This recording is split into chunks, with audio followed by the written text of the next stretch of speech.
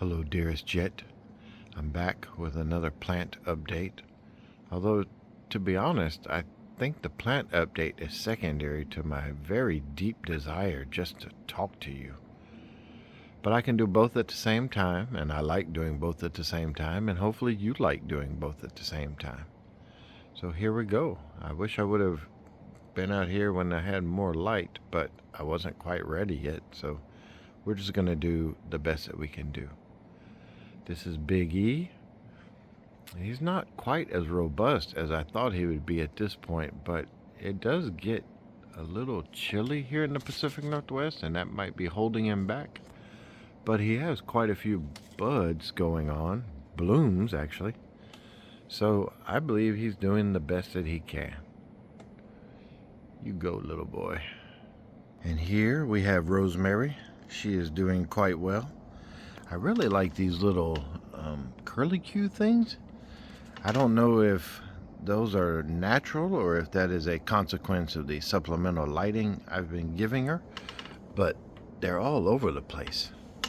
So she's doing quite well, and I will probably be eating some here shortly. And right next to her is Lily, and wow, I have to back up a little bit because Lily is impressive. I believe Lily is going to bloom tomorrow or the next day, assuming if the lighting conditions are correct. And then I have two more blooms that hopefully I will get a chance to see before I leave for work. But man, she lost a petal. But these things are pretty cool looking. I guess this is a place where the petals just fall off. See, here's one falling off right here. So it's odd. What does that smell like? Smells pretty good. Lily has something else growing in her. I don't know what that is, but maybe I'll put it in the app and try to figure it out. Plus, it looks like the squirrels have been here too. Those little punks. But yeah, that's Rosemary and that's Lily, and they are both doing well. Over here we have the seedlings. The first batch of seedlings are doing nice. All the basils here are coming up a little slower than I would expect, but coming up nonetheless. And of course the mesclines are just getting pretty close to needing to come out of these little cells. And some of them, I don't know if you can tell, some of them are getting a little leggy, but I'm doing the best I can here with this little lighting setup. Over here we have the second batch of seedlings. These were the ones that I was planting while we were discussing my favorite smells. Man, that was a nice conversation. Oh, but anyway, I don't think I'm going to get 100% germination rate out of here. I'm a little disappointed because this whole row is the green onion, which is my favorite, and I don't see anything coming up yet. But everything else has at least a couple of cells. Looks like the chamomile back here on the back row is doing the best out of everybody. And who knew spinach looked like that whenever it was a seedling, but that's what that is, spinach. I don't think these are going to be ready for anything whenever I leave for work, so I might have to transplant them early and just hope for the best. I should probably leave this dome off. I believe it's getting a little too moist. I'll take it off later before I go to bed. Okay, I got the garden bed back here on the deck. She is ready to go. She's looking really nice. She fits in here perfect. I have light coming down on it. So whenever the mesclin is ready to come in, we'll be ready to grow and hopefully eat some. I probably won't get to eat any until the next time I'm home, but I'm looking forward to it. I was looking at it a little closer, and yeah, it came out quite well.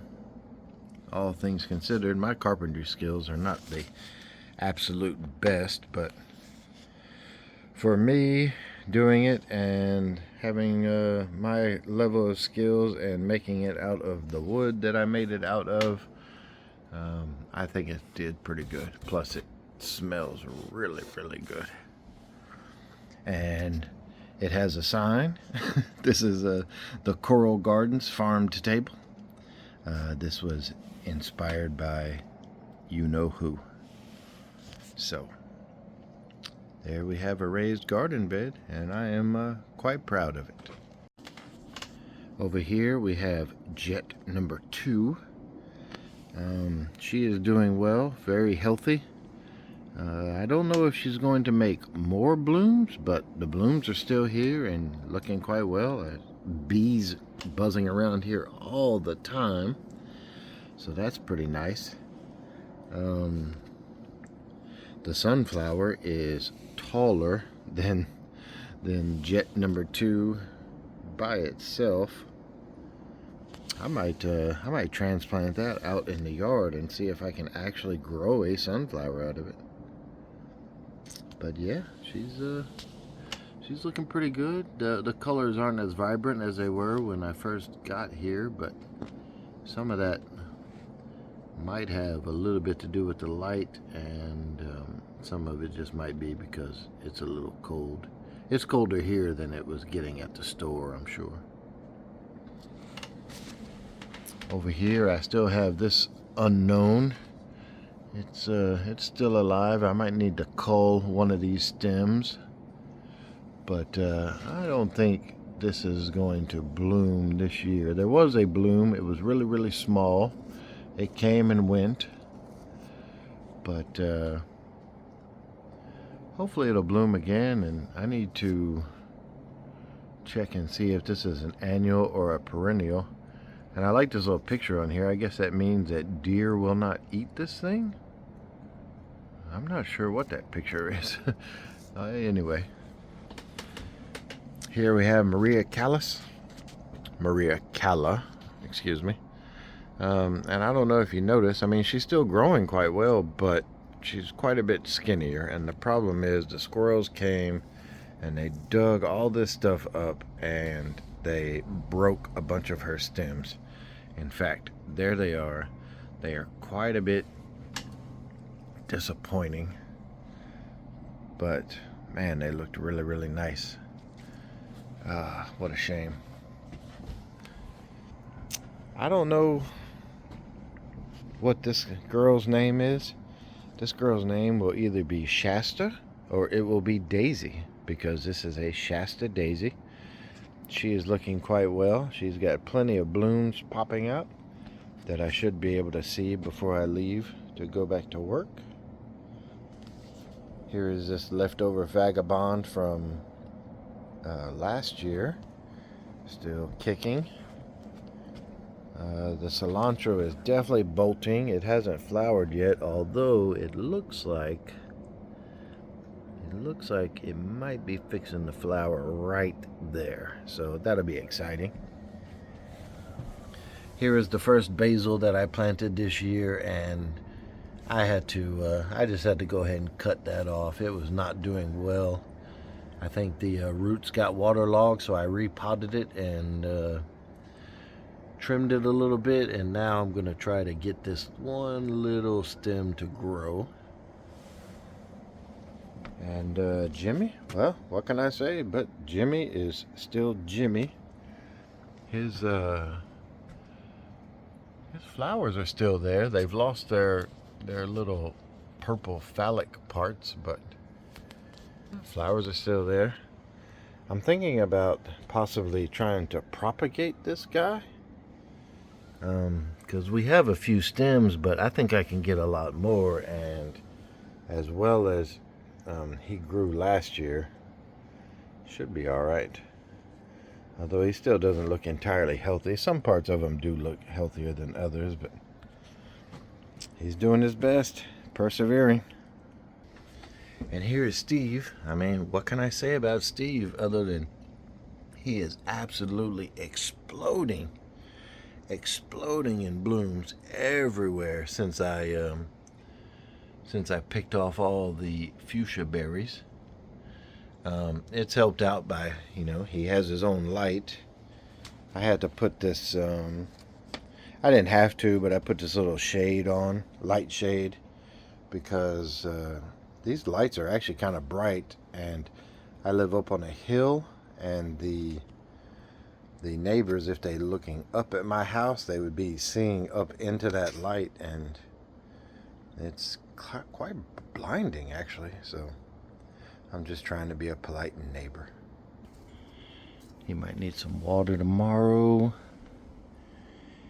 Looks like he left a little gift, so that's cool.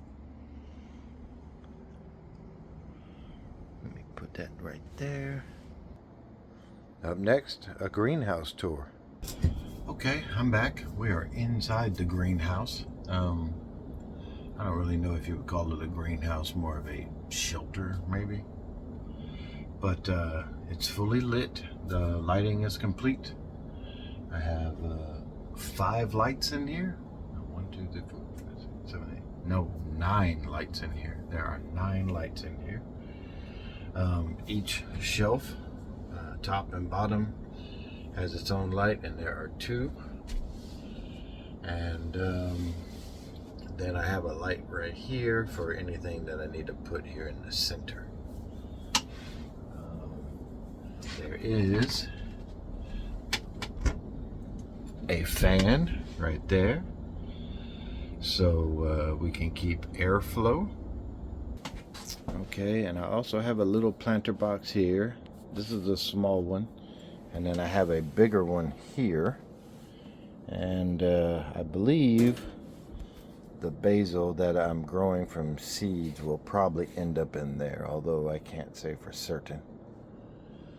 But let me stand up so you can see the rest. I have lights, and I put these poster boards here for 2 reasons. Number 1, to reflect the light back, and number 2, so that the light doesn't shine on the neighbors, because these lights are actually pretty bright. And I have Petunia hanging up here. Petunia's been under the lights every night for the last several days, and you can tell she's getting kind of leggy, kind of stretched out. So I'm going to try to keep her up here, and then maybe she will come down to, be more bushy and more normal, hang down like a normal petunia would. But yeah, that is the tour of the greenhouse. There in the back, there is a mesh screen that I can zip up if the weather gets too bad. And then, of course, there's a door here that zips up. It's not zipped up right now, but I can close it. So yeah, everything in here, all the lights, the fan, Steve's personal light, along with the light for the coral gardens. All of that is able to be controlled remotely, so I can turn it on or off from work, or I can just put it on a timer, but I kind of like being able to control it individually. I'm going to put cameras. I have these cameras around the house here, like here's one, and I'm gonna put 2 or 3 in that greenhouse so that I can monitor the plant's health while I'm away. I can call the lady and have her come and water them if they need it, or I can turn the lights off if they're getting too dry or too leggy. But yeah, that's it. I do have something else to say, but let me sit down and talk about it. Hey girl, this is the power meter that I was telling you about. Please ignore my dirty thumbnail, but that's what happens when you dig in garden soil without any gloves. Here in the United States, we run a nominal 120 volts. That's what we're looking at here. this entire setup, the lights in the greenhouse, the fan in the greenhouse, the light on the coral gardens, the seedling lights, the seedling heat pads, everything all together is pulling slightly less than 8 amps. The circuit is designed for 15 amps, so I'm perfectly safe. I don't have to worry about burning the house down. And power is voltage times current, and it does the calculation for you, so it's about 730 watts. I ran these calculations, and I rounded up to 750 watts. Divide by 1,000 because the power company charges you in kilowatt hours. Multiply that times 8 hours per day times 12 cents per kilowatt hour times 30 days in a month. That comes up to $21.60. Now, that'll reduce by about 25% when the ceilings are done. So that'll be down to about $16, and I'm not going to run these lights 8 hours a day. In fact, I may put smart switches on individual ones. That way maybe I run half the lights for 4 hours one day and then the other half for 4 hours the next, or whatever, depending on what the plants might need. To me, it is well worth it to keep these plants healthy and thriving.